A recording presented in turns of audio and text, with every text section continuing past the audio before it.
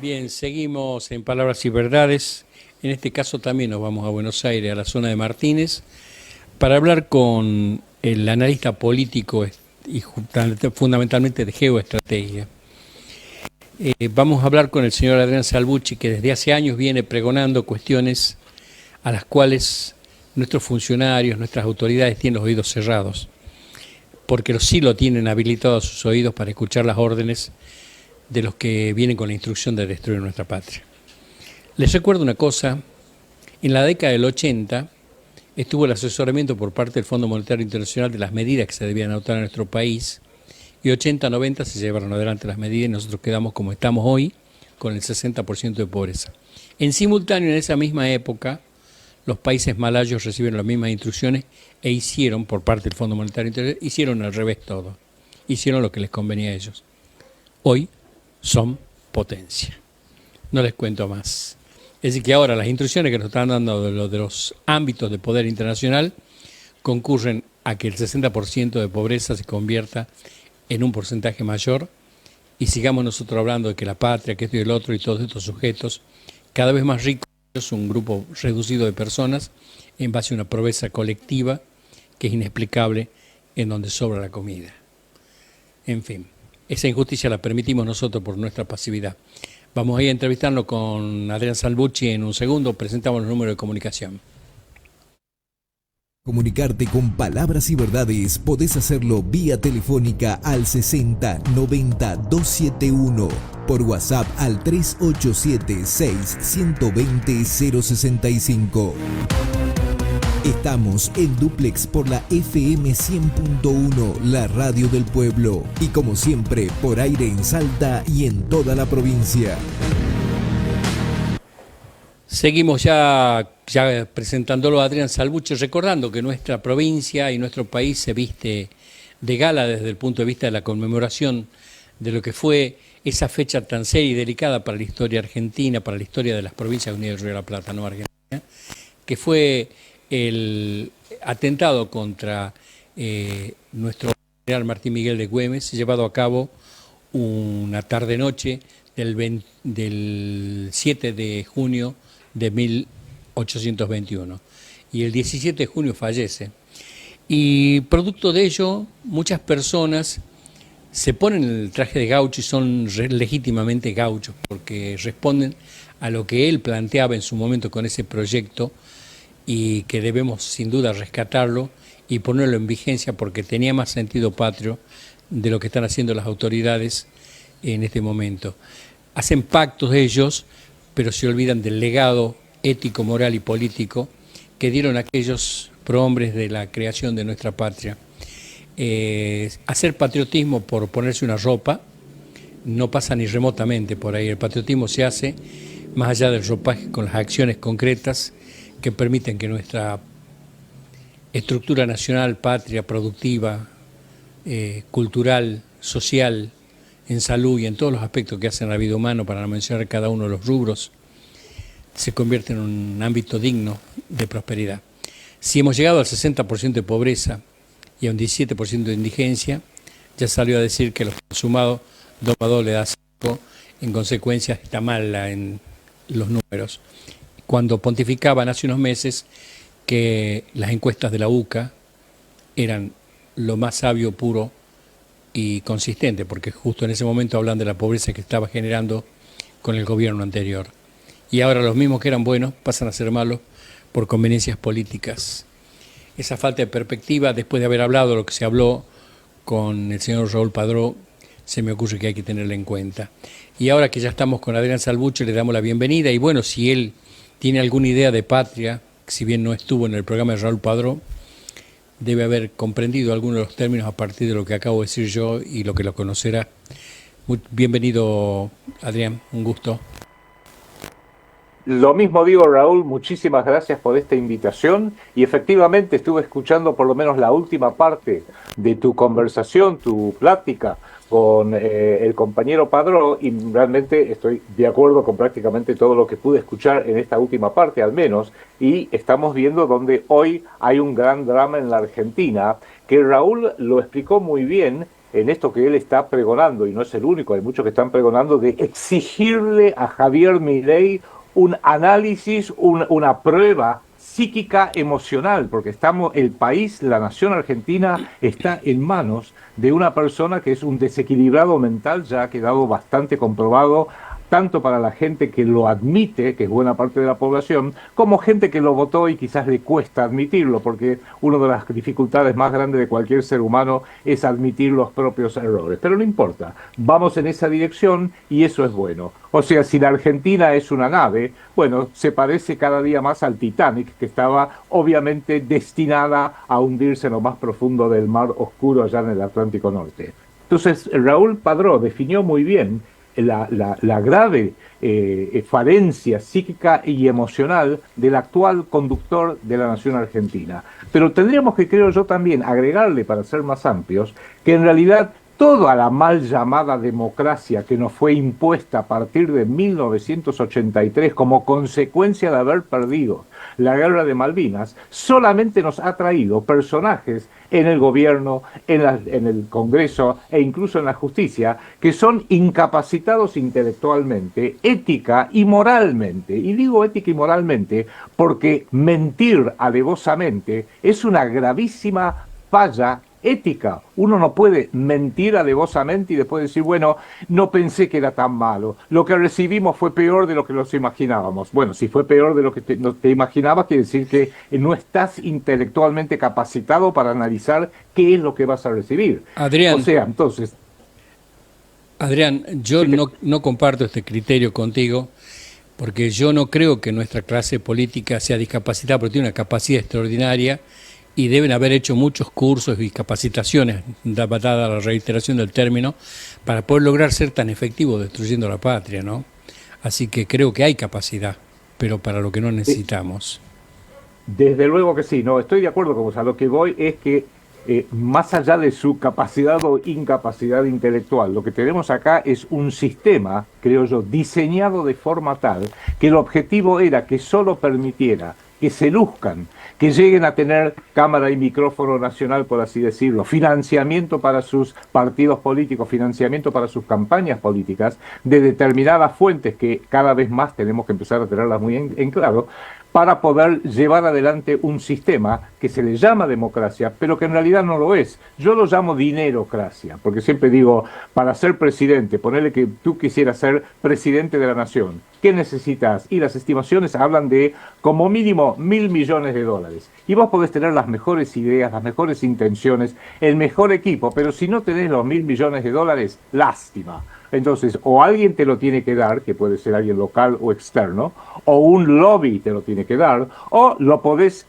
recibir de algo ilegal, como pasó con la señora Cristina Kirchner en algún momento, de recibirlo de los lobbies, inclusive del narcotráfico en general, y algunas cosas se han dicho también de este gobierno, lo dijo Guillermo Moreno hablando del señor Elstein, para ser muy específico, o tiene que venirte de alguna manera como el caso de Macri. Mira, no necesito que nadie me financie mi campaña porque yo soy multimillonario. Papá me legó un montón de plata y puedo pagar mi propia campaña, como ha hecho Donald Trump en Estados Unidos.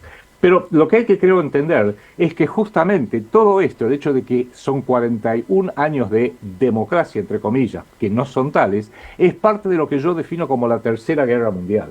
La Tercera Guerra Mundial, contrariamente a la Primera y Segunda Guerra Mundial, cuyo plano de conflicto principal, recordado por toda la historia, fue el plano militar, las trincheras de la Primera Guerra Mundial, los bombardeos aéreos de la Segunda Guerra Mundial. En esta Tercera Guerra Mundial, el principal campo de batalla ha sido y sigue siendo, gracias a Dios porque estamos con las bombas atómicas, sino sigue siendo la guerra psicológica.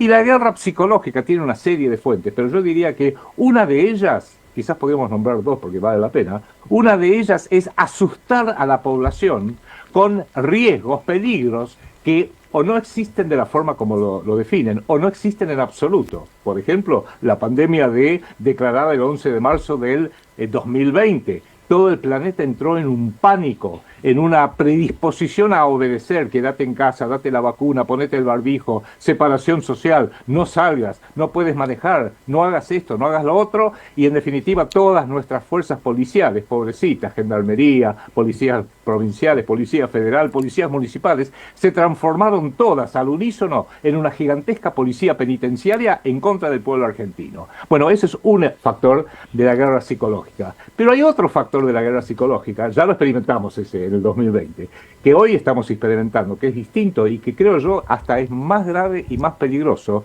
que es ocultar un peligro que realmente sí existe. Hoy hay peligros reales que existen, pero que nadie los ve. O dice, bueno, sí, puede llevar a Argentina, se podría haber involucrado en una guerra, pero yo prendo los noticieros y las guerras de las cuales me informan están muy lejos, están en Medio Oriente, están en Ucrania, pueden surgir en algún país de África, duran un tiempito, pero yo, Argentina, vivo en Capital Federal, vivo en Salta, y la guerra, yo no tengo bombardeos, no tengo señales de sirenas que me avisen de un próximo bombardeo aéreo.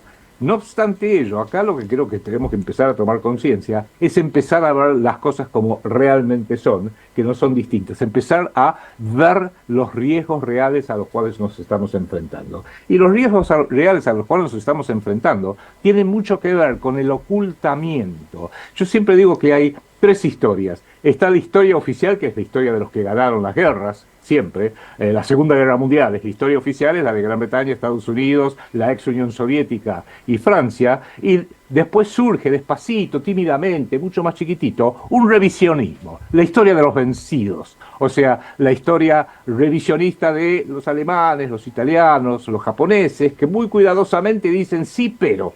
Y después hay una tercera historia, que es la guerra desocultada, que es empezar a poner en el escenario de debate, en el escenario del conocimiento nacional, los factores que son o cubiertos o ocultados o directamente distorsionados. Y en el caso de Argentina, creo que el gran ocultamiento, por así decirlo, es que Argentina perdió una guerra contra Gran Bretaña y Estados Unidos. Esto sí, lo decimos, pero nunca nadie lo dice en forma clara. De la misma manera, ya que nombré a Alemania, Italia y Japón, que Alemania, Italia y Japón desde hace 80 años dejaron de ser naciones soberanas porque perdieron la Segunda Guerra Mundial, con lo terrible que eso involucró, y gracias a Dios que nosotros todavía no hemos sido parte de semejante conflicto en donde hemos sido vencidos, y han tenido que hacer, y siguen teniendo que hacer cosas típicas de países no soberanos. Por ejemplo, Alemania tiene que apoyar a Ucrania, tiene que apoyar la política de la OTAN porque no le queda otra alternativa.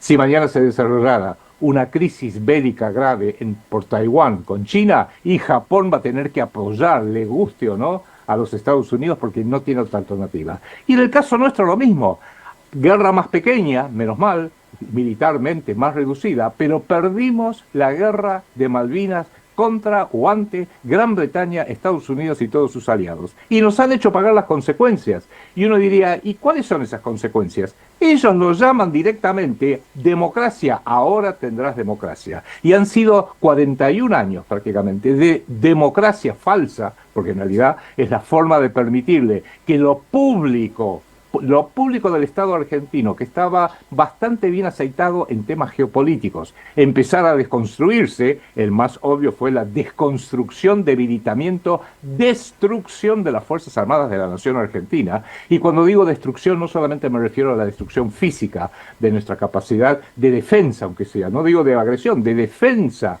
militar, sino la destrucción en buena parte de nuestros oficiales y suboficiales de las tres armas, Fuerza Aérea, Ejército Argentino y Marina, la destrucción, desconstrucción de la capacidad de nuestros oficiales militares de entender qué es la defensa y a dónde tendríamos que ubicarnos, y cómo lo militar, cuando es disuasivo, es luego un arma política importantísima. Yo siempre doy este ejemplo.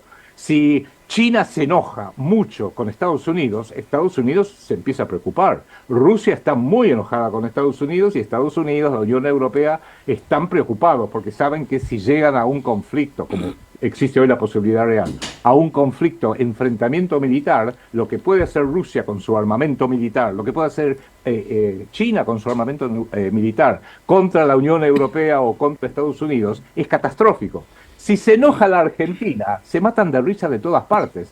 O sea, nosotros nos enojamos con Inglaterra, las Malvinas son argentinas, carajo, porque históricamente, y los ingleses nos quedan mirando y nos dicen, ajá, ¿qué más tenés para decirme? Porque ¿qué puede hacer Argentina para hacer valer, para amenazar, para disuadir que puede llegar a hacer valer sus derechos? Nada, absolutamente nada. Y no fue porque vinieron de afuera y destruyeron nuestras Fuerzas Armadas, sino que a través de la democracia, empezando con Raúl Alfonsín en diciembre de 1983, ha sido una seguidilla de desarmar, debilitar a Argentina en sus fuerzas militares como escenario primero y en general a todo lo que tiene que ver con la capacidad de defensa de un país, su economía, su moneda, la concientización política de su pueblo. Un pueblo tiene que saber cuál es el enemigo. Hoy en día el pueblo argentino ni siquiera sabe cuál es el enemigo, porque el decir, y el enemigo son los yanquis, o los ingleses, o los rusos, o los zurdos, es una simplificación, hay que entender mucho más profundamente. Eso quizás estuvo bien para el debate del siglo XX, que sí, había un mundo dividido en dos, de un lado las fuerzas de la democracia, Estados Unidos, Gran Bretaña, Europa Occidental, y del otro lado las fuerzas comunistas, que yo siempre, y vos también sé, las he odiado por su autoritarismo, que mantuvieron sujetados países como los países de Europa Central, la propia Ucrania, la propia Unión Soviética, la propia Alemania Oriental. Pero ya hoy en día eso no es más así. Hoy en día ya no es una cuestión de elijo ser de izquierda o elijo ser de derecha. Eso fue para el siglo XX. En el siglo XXI hay que elegir entre un grupo muy pequeño numéricamente, pero inimaginablemente poderosa, que está arriba en esta pirámide de poder planetaria para 8.000 millones de personas, y luego la vasta mayoría de todos nosotros, que en distintos niveles, según dónde se ubica uno en la pirámide, no le queda otra que obedecer o verse arrastrado a las consecuencias que le imponen esta pequeña cúpula planetaria de mucho poder. El poder no es democrático, el poder es vertical sobre todas las cosas. Y tenemos que entender que en esta pirámide lo que le cabe a la Argentina es justamente eso, tener que sufrir las consecuencias, y es tan trágico que sufrimos consecuencias, vos lo has dicho reiteradamente en esta conversación con el compañero Padró, es tan grande la confusión que has dicho, llegamos hoy a tener más del 60% de pobreza y nadie sabe por qué. Es más, salvo en tu programa y en algunos otros programas de otros camaradas y colegas amigos y compañeros amigos, en los grandes medios nunca nos dicen, mira, Argentina está como está, entre otras cosas porque perdió la guerra de Malvinas. Ahora critiquemos toda la actuación argentina, si querés, de Galtieri, de Anaya, critiquémoslo todo, pero también critiquemos que había civiles en ese gobierno, dos de los principales, y esto yo lo pude hablar con el general Galtieri cuando aún vivía, era el ministro de Relaciones Exteriores, Nicanor Costa Méndez, y el ministro de Economía, Roberto Aleman, eran miembros del CARI, del Consejo Argentino para las Relaciones Internacionales, que en el orden de poder real mundial, que es básicamente privado, el CARI es miembro de una organización que se llama el Consejo de los Consejos, donde los distintos think tanks, consejos de planeamiento estratégico de los distintos países, en Iberoamérica, por ejemplo, Argentina, Chile, la Fundación Getúlio Vargas en Brasil, su equivalente en México, son todas partes de una red de centros de planeamiento geoestratégico, cuya sede es el CFR, el Council on Foreign Relations, el Consejo de Relaciones Exteriores, con su sede en Nueva York, desde el cual, un poco como un maestro de orquesta, va dirigiendo esta disonante sinfonía que es el desorden del poder mundial. Pero como el pueblo no lo entiende, cree que en realidad todos los errores nuestros, todas las catástrofes, son culpa de que elegimos mal, porque para colmo el sistema, su guerra psicológica es tan efectiva que cuando gritamos, nos enojamos, salimos con las cacerolas, gritamos, nos miran y nos dicen, bueno, si la culpa es de ustedes, ¿quién lo votó a Menem? ¿Quién lo votó a Néstor Kirchner y luego a Cristina? ¿Quién lo votó a Macri? ¿Quién lo votó a Milei? Ustedes lo votaron. Muchachos, aprendan a votar. Prácticamente se ríen de nosotros y nuestro pueblo no puede verlo porque no entiende cómo funciona el sistema. Cuando uno está condicionado por un sistema muy complejo. Hoy es infinitamente complejo, lo han hecho muy complejo a propósito, que es una forma de ocultarlo. Y no entiende el sistema, un sistema que no se comprende, no se sabe cómo funciona y no se lo puede predecir. ¿Te acordás cuando éramos jóvenes y escuchábamos discos y poníamos un par de discos en el tocadisco? Terminaba un disco, el sistema hacía que el brazo llegara al final, se levantara, se corriera a la izquierda, caía el siguiente disco y ahí volvía el brazo y caía sobre el siguiente disco. Era un sistema que, si lo entendés, es previsible, y lo que uno puede prever, eso sí, a partir de ahí se empieza a ser predecible y se puede poder entender. Es lo que hoy nos está faltando. Creemos que las cosas nos pasan porque de repente se abre el cielo y alguien nos tira un mazazo, se abre una pared y alguien nos tira una piedra, pero nunca llegamos a entender la razón por la cual todo lo que ocurre nos está ocurriendo. Y para colmo, los que son posicionados como agentes de este sistema, de los poderosísimos de este sistema, que no es un país en particular, sí incluye norteamericanos, incluye ingleses, pero incluye norteamericanos, ingleses, rusos, incluye chinos, es todo en esa punta de poder están todos reunidos, porque ellos saben que es así. Fíjate vos, ya que decimos que el poder es una pirámide, uno puede empezar a subir la pirámide desde dos lados distintos.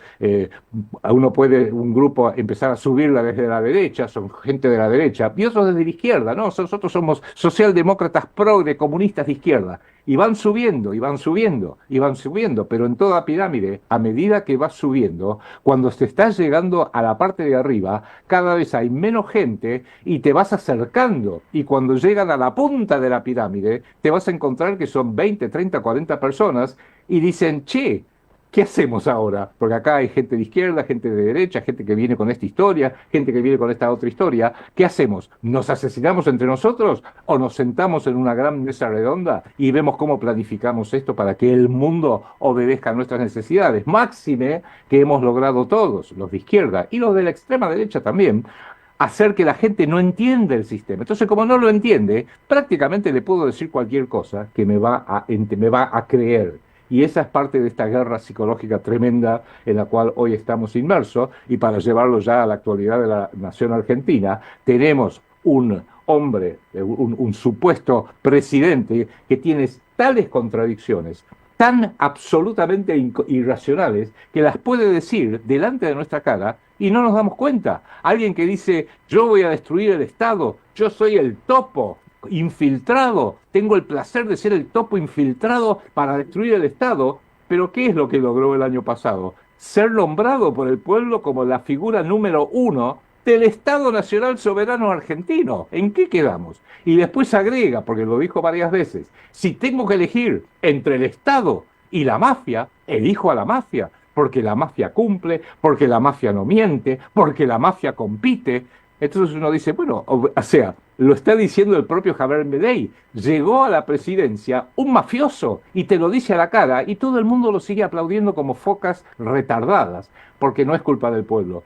El sistema hace que la gente sea cada vez más ignorante, menos conocedora. Para eso está Netflix, para eso están todos los canales con los celebrities, para eso están los programas como Gran Hermano, para eso están los noticieros donde viene un degenerado y nos da las noticias del día poniendo la bandera del Estado de Israel, Estado genocida sionista, en el escritorio, y nadie dice nada, lo mira y dice, bueno, estará bien, ¿quién soy yo para juzgar? La verdad que se podría entender como depresivo si uno cree que es una interpretación tomada de tus percepciones. El problema es que es la realidad. Y la realidad, la verdad que no necesita más muestra que la vida cotidiana de una persona que estaba pagando 10.000 pesos, tiene que pagar 100.000 ahora de energía en su casa y cuántas cosas más, porque ningún sueldo saltó de 100.000 a 1.000.000 como la tarifa. Todos están ahí nomás. Y dicen que lo actualizan y se olvidan de un dato fundamental, la inflación en dólares que hay acá. Los precios en dólares están subiendo a razón de lo que en los países centrales subirían en 3 años, acá suben en un mes, porcentualmente hablando. Esto es una cuestión muy compleja, Adrián. La cuestión estratégica respecto de lo que es la situación de esta guerra contra la población indefensa de Palestina y la otra, la de Ucrania, en donde todos los días caen aviones. Ahora se ha involucrado Francia llevando especialistas en manejo de drones. Se están poniendo armas que van a tener un alcance que va a permitir llegar al corazón de Rusia y al mismo tiempo Norteamérica aventando todo esto. ¿Cómo lo ves a todo ese panorama tan poco alentador y fundamentalmente no entendible para la gente, ya que hablamos de que no se entiende cómo funciona la política? Acá lo que pasa en el mundo tampoco se comprende. Es real lo que tú estás diciendo y es la complejidad del tema que tratamos de un poco explicar. En cierta manera, vos desde Canal 7 en Salta, yo, el compañero Padró, mucha gente, que somos una minoría, pero estamos lo más activos que nos permite la falta de recursos, somos un poco como médicos. ¿Qué hace un mal médico? Vos lo vas a ver y decís, doctor, me duele acá. Y te va a decir, bueno, tómate una aspirina. Lo tomás y dices, bueno, pero me sigue doliendo cada vez más. Bueno, tomate 2 aspirinas. Pero me sigue doliendo, doctor, a los 3 días vas a verlo. Bueno, tomate esta aspirina de 1 kilo. Y alguien tiene que decir, que sepa decir, no, evidentemente este cristiano tiene un problema acá que no es curable con aspirina. Un buen médico va a decir, déjamelo ver. No, usted tiene un tumor canceroso. Y uno va a decir, ¿cómo? Qué mala noticia que me dio. Pero no. El médico que entiende la enfermedad y que no es un chanta que cree que todo se cura con más aspirina o más democracia, como suelen decir hoy en día, te dijo la justa y te dijo, mira, requerís una operación, va a ser una operación dolorosa, es más, hasta a lo mejor te tenemos que cortar el brazo. Qué noticia terrible, pero por lo menos me está dando una oportunidad de salvarme, de seguir viviendo, con un brazo de menos, pero bueno, por lo menos sigo viviendo. El otro chanta que me quería enchufar aspirinas y más aspirina, me está matando, me va a dejar que me muero y después va a decir en el funeral, pobre tipo, se murió. Bueno, esto es la función de todo lo que queremos tratar de alertar, demostrar, poner la linterna en la gran noche oscura de la Argentina y mostrar este sistema. Queremos que la gente lo empiece a ver y empiece a tomar conciencia de ello. La importancia de esto es que al hacerlo, y no se refiere a hacerlo solamente iluminando a el cretino del momento, se llame Mauricio Macri, se llame Cristina Fernández de Kirchner, se llame Javier Milei hoy, se llame Alberto Fernández o casi se llama Sergio Massa, que hubiera sido básicamente lo mismo. Es más, Milei hasta nos da una ventaja, y es que es tan alevoso, es tan justamente psíquicamente y emocionalmente enfermo que hasta lo hace más evidente. Y si tenemos que tomar conciencia de la enfermedad, mejor que sea evidente y no que sea apaciguada todos los días, un calmante aquí, un tecito allá, otra aspirina, por supuesto, aspirina y más aspirina porque es lo importante. En alguna medida nos da la posibilidad de empezar a encontrar la solución. Y vos estás dando un muy buen ejemplo. Si esto fuera solamente en la Argentina, diríamos, bueno, yo tengo 72 años, la Argentina no tiene cura, yo pasé por 4 golpes militares, 5 crisis catastróficas financieras y monetarias, guerras contra la subversión, guerra contra Inglaterra. La Argentina es un país sin solución, apaguemos la luz y nos vamos a dormir. No. Esto es un problema planetario. Estamos viendo que justamente hay zonas del planeta que están mucho peor que nosotros, mucho peor que nosotros. Y en este gran sistema, y sé que lo que digo, y lo acabo de escribir en un libro que vos tuviste la gentileza en el programa anterior de permitirme publicitarlo más, y me hiciste llegar un video, porque lo estoy usando intensivamente, porque realmente me vino muy bien. El libro se llama Palestina y Argentina, 2 blancos de guerra sionista. ¿Y por qué? Porque yo lo que ahí quiero demostrar, y pretendo demostrar, es que, en definitiva, el sionismo ideológico supremacista judío, que no es la colectividad judía en su totalidad, tampoco es la religión judía. Discriminar a alguien hoy en día o cuestionar a alguien por su religión me parece una estupidez total. Yo soy católico, pero respeto a un musulmán, respeto a un budista, respeto a un judío, respeto a cualquier otro. Es un problema distinto, es un problema ideológico de una minoría muy pequeña que tiene un poder financiero inimaginable. Solo con decir los nombres, la dinastía Rothschild, la dinastía Schiff, la dinastía Warburg, la dinastía Goldman Sachs, solo con dar algunos de los nombres, y que ni siquiera son argentinos, internacionales, europeo y estadounidense, estoy describiendo el gigantesco poderío que tienen. Tan gigantesco que logran financiar las campañas de los hombres y mujeres que luego van a ser presidente, vicepresidente, senador, diputado en los distintos países, y utilizan hoy una organización particularmente importante, transitoria, no lo tomemos como algo definitivo, es transitorio, que se llama el Foro Económico Mundial, cuyo presidente, que es un alemán muy bocón, que se llama Klaus Schwab, tuvo el tupé de decir en el 2019, nosotros hemos creado una organización de futuros jóvenes líderes, y de ahí salió Emmanuel Macron, salió Sarkozy, presidentes de Francia, salió Tony Blair, salió James Cameron, también primer ministro de Gran Bretaña, salió Justin Trudeau, salió Vladimir Putin, cuidado con esto, salió Vladimir Putin, también dijo, y a través de eso nosotros vamos llevando la Agenda 2030 y el gran reseteo, como lo llama él. Y es tan bocón que dijo, es más, en una cena anoche, esto fue en el año 2019, en una cena anoche que me invitó Justin Trudeau,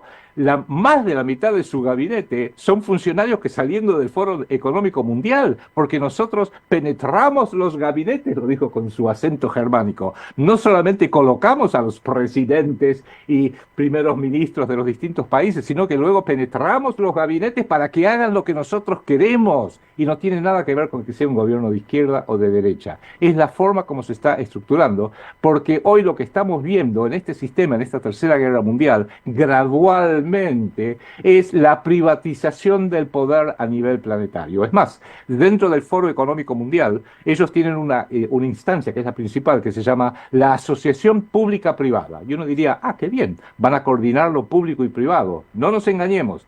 Lo público, cada vez menos poder, cada vez más débil, y lo privado, cada vez más poder. Pero lo van haciendo gradualmente porque es una instancia geopolítica. Y lo que distingue a la geopolítica son dos cosas. Uno, abarca todo, nada es ignorado. Como decía Benito Mussolini en los años 20 y 30, totalitarios, tutto dentro del Estado, nada fuera. Todo es un asunto que ellos se involucran. Y lo segundo es que es a muy largo plazo. El sionismo, que fue fundado en 1896 y que promovía, y sigue, a mi criterio, es el gran peligro de Argentina, sigue promoviendo la creación del Estado sionista, no solo en Palestina, sino en Argentina, y hay un capítulo, no un párrafo, un capítulo entero de ese libro, que es muy breve, se llama Ein Judenstaat, un Estado judío, pues fue escrito en alemán, porque Theodor Herzl era un abogado alemán, que vivía en Alemania al menos.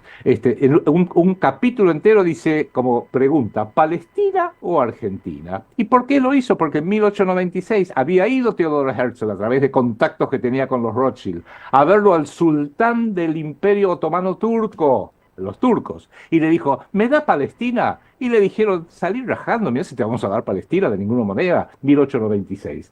Pero luego vino la Primera Guerra Mundial. Sabía ya Inglaterra que esa Primera Guerra Mundial la iban a ganar Gran Bretaña, Estados Unidos, Francia, en contra de las potencias centrales, que eran el Imperio Alemán, el Imperio Austrohúngaro y el Imperio Otomano Turco, y le dijo, antes que terminara la guerra, porque ya el desenlace era evidente, le dijo a los sionistas que en 1917, la declaración Alfred Balfour, en noviembre de 1917, le dijo, Su Majestad Británica, que era el rey Jorge V, creo, vería con mucho agrado que los judíos tengan su hogar nacional en Palestina. Lo hicieron, después cumplieron, porque a partir de 1922, cuando terminó la Primera Guerra Mundial, los victoriosos se quedaron con pedazos de los distintos países. Y del Imperio Otomano Turco, Francia se quedó con el Líbano y Jordania, y Gran Bretaña se quedó con todo el mandato de Palestina. Y le entregaron directamente a Palestina a los judíos. Y después vino la Segunda Guerra Mundial, vino todo lo que conocemos, Inglaterra ya estaba cansada y se retiró de Palestina, se fue. Y las Naciones Unidas, creadas por las Naciones Unidas, que son las que ganaron la Segunda Guerra Mundial, le permitieron que impusieron los sionistas a través del terrorismo, porque el terrorismo urbano empieza con las organizaciones terroristas sionistas en contra de los palestinos a partir del fin de la Segunda Guerra Mundial, e imponen el Estado de Israel y barren con todos los palestinos.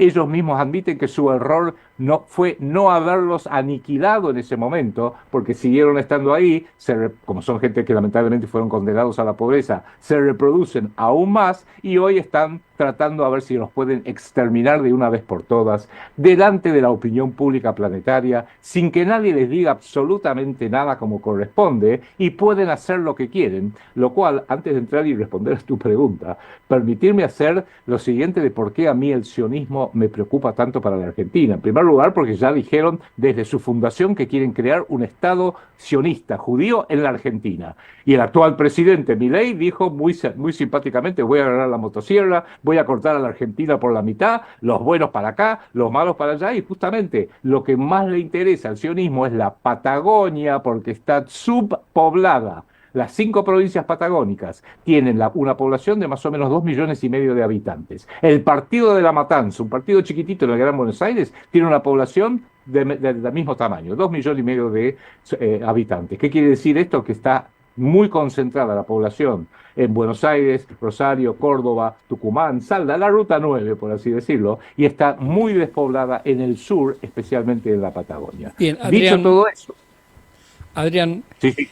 Te dejo terminar el concepto, pero te pido que prestes atención a una pregunta. Completa el concepto que estabas por poner. No, básicamente eso es lo que hoy creo que hay que terminar viendo, y del punto de vista de lo que es la geopolítica del sionismo, en mi opinión, esta es mi opinión, como los mandatarios en esa cúpula pequeña a nivel planetaria que está arriba de todo manejando el planeta, es justamente el Estado de Israel y el sionismo. Vos fíjate esto, y con esto redondeo el tema. En esta guerra genocida, catastrófica, que tiene a todo el mundo choqueado, de lo que está haciendo el gobierno de Benjamín Netanyahu, de Yoav Gallant, el ministro de Defensa, de Itamar Ben-Gvir, que es el secretario de Seguridad Interna, el ministro de Seguridad Interna del Estado de Israel, está todo el mundo choqueado. Le ha dicho a las Naciones Unidas: dejen de matar a palestinos a mansalva, dejarlos enterrados en los escombros. Ya han matado más de 15.000 niños.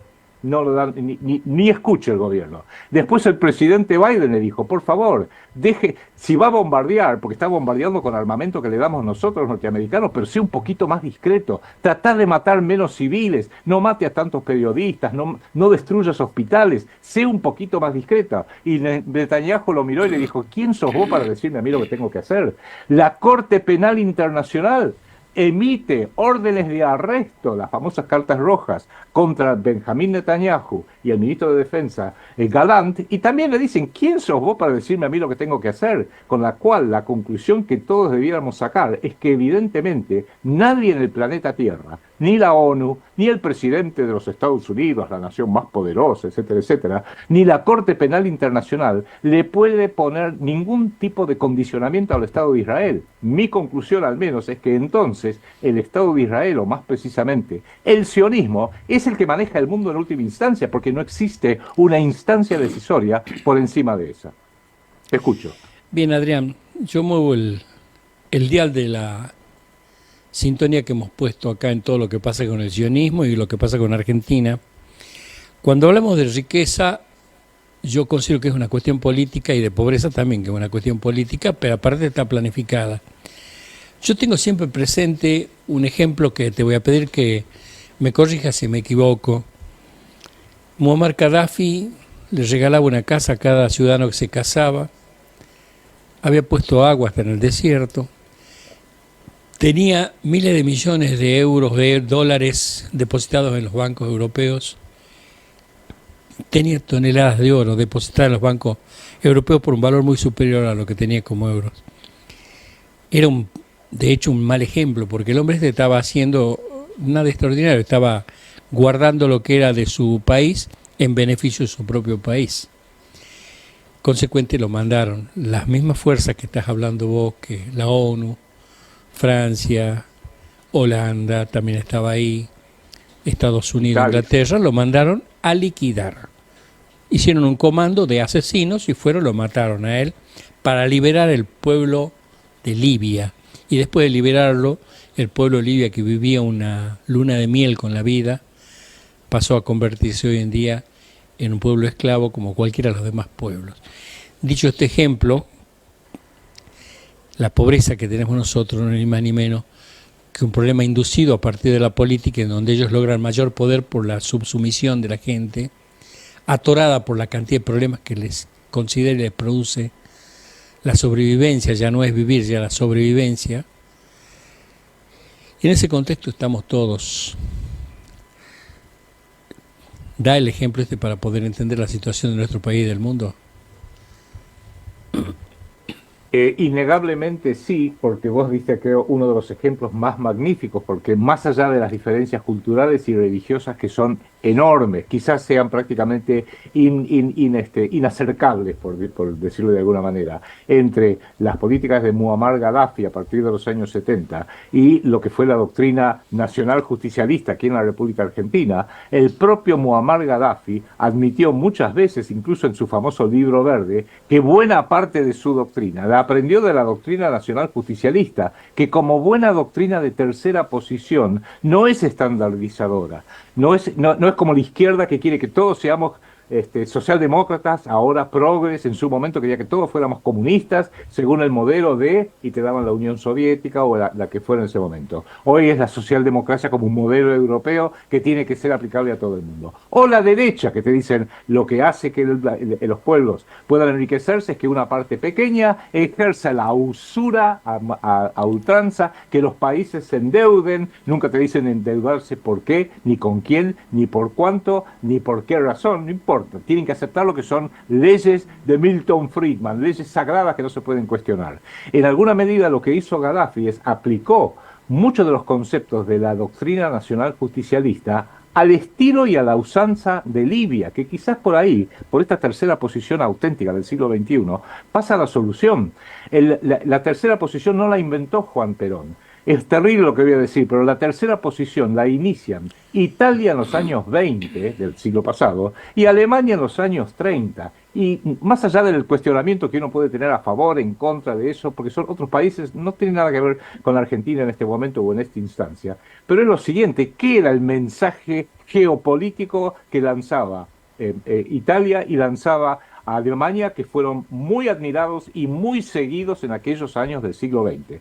Estaban diciendo, lo voy a decir en mis palabras, no queremos estar sujetos a los conceptos de la usura del mundo occidental, de la derecha, pero tampoco queremos estar condicionados por lo que, y Perón usaba esta palabra, la insectificación del comunismo de Moscú. Ni una cosa ni la otra. Queremos hacer algo nuestro, al estilo alemán por la historia alemana, al estilo italiano por la historia de Italia, y Perón, que se basó, porque Perón anduvo mucho antes de llegar al poder aquí en Argentina, estuvo mucho en Italia y estuvo mucho en Alemania, dijo, aprendió de eso y dijo, qué buena idea, esta tercera posición la puedo llegar a aplicar, pero no para repetir lo que hacen los alemanes en Berlín, o repetir lo que hacen los italianos en Roma, según su historia, qué sé yo, Benito Mussolini tenía que ser prácticamente un emperador romano, bueno, ya ellos, perfecto, a los alemanes todos vestiditos iguales, paraditos, obedeciendo, fantásticos, el sistema prusiano, me parece bárbaro, lo voy a hacer al estilo argentino. Y lo hizo al estilo argentino,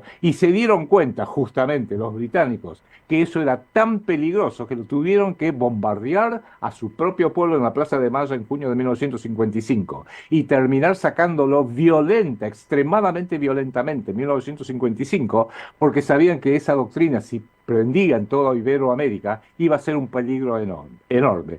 Y prendió en gran medida en buena parte de Iberoamérica. Por eso la infiltraron primero por izquierda, la infiltraron luego por derecha, ahí me refiero muy específicamente a los Kirchner desde la izquierda, a Menem desde la derecha, para desvirtuarla. Porque trataron de destruir al peronismo, al justicialismo, matándolos con violencia física. No funcionó. Bueno, vamos a hacerles violencia ideológica, y le funcionó muy bien, que hoy en día la gente cuando dice, no, yo no la voté a Cristina y no lo voté a Massa porque el peronismo, no, eso no era peronismo. Ni Cristina, ni Néstor, ni Massa, ni Alberto Fernández, ni remotamente fueron peronistas en la ideología. El propio Alberto Fernández decía que se sentía más cómodo con la socialdemocracia de Raúl Alfonsín.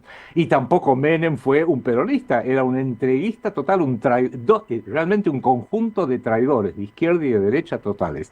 Es a partir de ahí que tenemos que empezar a ver por dónde puede llegar a pasar nuestra posibilidad, porque Milei, el psicópata, se aprovechó de todo eso. Y lo que está pasando hoy, este alineamiento que hace Milei, peligrosísimo con el Estado de Israel notablemente, y con los intereses del sionismo internacional, nos coloca en la línea de fuego. ¿Por qué? Porque una de las razones de la guerra de Ucrania es porque Ucrania, especialmente el sur de Ucrania, es la patria originaria, tengo que volver a 1200 años atrás, de la tribu ambulante de los cázaros, que era una tribu europea, era una tribu aria, vamos a decirlo en los términos desactualizados que le gusta usar a los sionistas cuando hablan de semitas y arios. Bueno, perfecto. Esta era una tribu aria, los cázaros, que luego siguieron deambulando, los quisieron obligar a tener que tomar una religión, porque no tenían valor religioso alguno, terminaron convirtiéndose en masa al judaísmo. El único caso en la historia, conversión en masa al judaísmo, terminan emigrando, movilizándose por Polonia, luego por Alemania, y en Alemania son los eskenazi, cobran una fuerza enorme. Y hoy la clase dirigente sionista en Argentina, en los Estados Unidos y en el Estado de Israel es 85%, por sus propios, dicho por sus propias organizaciones, 85% eskenazi, no es semita. Si alguien quiere ver a un semita, mire a un palestino, mire a un libio, mire a un egipcio, mire a un iraquí, mire a un yemenita, mire a un árabe de algún tipo, pero no, y desde luego mire a un judío mizrahi o un judío sefardí. Esos tienen que ser el 15-20% máximo de la colectividad judía planetaria. Esos sí tienen sangre semita, pero los eskenazi no. Por eso tienen tez blanca, son rubios, son pelirrojos, ojos azules, ojos verdes. Y yo doy un ejemplo. La hermosa actriz Scarlett Johansson es un ejemplo típico de un eskenazi. Ella es judío y es muy sionista. Y dígame, ¿dónde está la sangre semita? Mírenlo a este periodista tan conocido y tan famoso en la Argentina, hijo de otro periodista, que es Jonathan Goldfarb, se hace llamar Jonathan Viale. Y dígame, ¿dónde está la sangre semita? Es pelirrojo, yo no la veo, yo por lo menos no la encuentro. Y es lo que pasa si usted lo mira a Itamar Ben-Gvir, que es el ministro de Seguridad Interior del Estado de Israel. No son semitas. Por eso nos han acostumbrado a la irracionalidad que si uno se opone al sionismo le dicen, sos un antisemita. Por más que ellos no tienen una gota de sangre semita, no importa, la mentira opera así. La mentira se impone a través de la guerra psicológica, por eso la Tercera Guerra Mundial es una guerra psicológica por excelencia. Y redondeo contestando ahora sí tu pregunta. Respecto de Ucrania, no digo la única, una de las bases de la guerra de Ucrania es porque se estaba buscando dejar Ucrania, que es la patria ancestral de los cázaros, de los ashkenazim, dejarla liberada porque podía ser un posible lugar donde formar una segunda comunidad israelí o una segunda comunidad judía sionista en el mundo. Pensaban que iban a poder ganarla rápidamente. Bueno, se encontraron con el oso ruso y no es tan fácil. Y la segunda patria, que es la preanunciada hace 135 años por el fundador del sionismo, Teodoro Herzl, en su libro fundacional, es la Argentina. Entonces, por eso a mí me preocupa como ciudadano argentino, católico, apostólico, romano, que en una de esas venga una guerra por una agresión sionista, de los cuales ya hay muchos indicios, los famosos mochileros que vienen pululando por toda la Patagonia argentina y chilena, el enorme poder que el sionismo tiene en la Argentina, que no guarda proporción alguna con sus números, con sus cifras demográficas. Prende cualquier noticiero a la noche y a veces son 2, 3 periodistas, opinólogos, analistas, que son todos de la colectividad sionista, todos de la colectividad judía, informándole al pueblo argentino cómo tenemos que pensar, cómo tenemos que concluir, cuáles son las ideas que tenemos que tener. Y lo último, lograron a través del financiamiento, le voy a poner nombre y apellido, de Eduardo Elstein, uno de los miembros de la Chabad Lubavitch más importantes en la República Argentina, el grupo Wertheim y el Grobo Patel, que también los mencionó el compañero Padró anteriormente, y otros también de la colectividad judía que son sionistas y que son básicamente cázaros, lograron catapultar a un inútil total, a un golem. El golem era un robot que se había creado según una novela que se llama La ventana de Oriente, de Gustav Meyrink en el siglo a principios del siglo pasado. Lograron que este golem, este robot, este ser sin alma, probablemente con intelecto, pero el mismo intelecto de una inteligencia artificial, hoy sea el presidente de la nación argentina, con un pueblo argentino tan confundido, tan idiotizado, que en un pueblo católico, básicamente, históricamente, de 47 millones de personas, lograron que una comunidad que según sus propios números apenas son 250, quizás 300.000, o sea, el 0,4%, menos del 0,5% de nuestra población, hoy prácticamente tengamos un presidente judío. Y algo así le pasó también a la propia Ucrania. La propia Ucrania, que antes de la guerra eran 42 millones de ucranianos, mayormente cristianos ortodoxos, y 1% de la población era de la colectividad judía, y hoy tienen a un presidente judío, el señor Zelensky, y sus dos primeros ministros, desde que asumió la presidencia, también son de la colectividad judía. Creo que como mínimo, Raúl, y con eso termino, como mínimo hay que estudiar, debatir, investigar qué es lo que está pasando y no decir, no, si tocas el tema del sionismo, el tema de las colectividades judaicas en todas partes del mundo, eso es antisemitismo, porque entonces estamos totalmente bloqueados y al avión se le cayó un ala, se le cayó el timón, pero de eso no se puede hablar, ¿eh? Hablar de cualquier otra cosa, pero no me hables de eso. Más análisis todavía, creo, Adrián Salvucci. Creo que nos queda pendiente todavía el tema de la pobreza, si es un invento de la política, no para definirlo con un sí, sino la aceptación tiene que ir, o la negación, acompañada de un pensamiento, porque toda esta producción de desesperanza que se está dando en el conjunto de nuestra sociedad tiene mucho que ver con este invento que se ha hecho para tenernos sumidos en la sobrevivencia, como si fuera el mérito y fin último de nuestras vidas. Agradecido por tu participación y nos debemos una reunión más para hablar de este último tema que acabo de mencionar, que es una cuestión que merece un análisis más que profundo. Muchas gracias, Adrián. El agradecido soy yo, estoy a tu disposición y un gran saludo a vos y a toda la producción. Nos estamos viendo, señoras y señores, mañana. Quédense acá, ya está el Noticiero 24.